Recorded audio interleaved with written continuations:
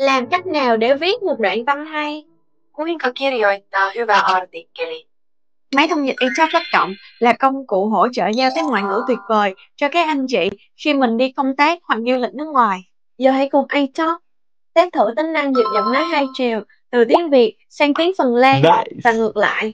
Giao tiếp ngoại ngữ dễ dàng mà không cần phải có thông dịch viên hay là mạng di động. Vieraiden kielten viestintä on helppoa ilman tulkkaa tai mobiiliverkkoa. Hyvän kappaleen määritettävä ensin näkyvän kuvan ja johdonmukainen. Tämä tarkoittaa, että kappaleen tulee keskittyä yhteen pääideaan, ja kappaleen kaikkien lauseiden tulee ja selventää tätä pääideaa. Vältä sekaisin ja aiheen vierestä, koska tämä häiritsee lukijaa ja tekee hänestä kyvyttömän ymmärtämään viestiä, jonka haluat välittää.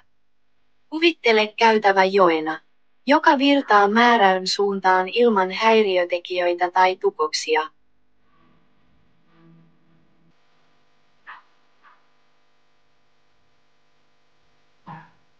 Một bài viết tốt trước hết phải được xác định dựa trên hình ảnh và hướng có thể nhìn thấy. Có nghĩa là bài viết xoay quanh một chủ đề chính và tất cả các câu trong bài viết nên xoay quanh và làm sáng tỏ. Tránh nhầm lẫn và ngay cạnh chủ đề. Vì điều này sẽ làm phân tâm người đọc và ngăn cản anh ta hiểu thông điệp bạn đang cố gắng truyền tải. Hãy nghĩ về hành lang như một dòng sông chảy theo hướng của số lượng và không có bất kỳ sự can thiệp hoặc trở ngại nào. eChat xóa tan khoảng cách ngôn ngữ.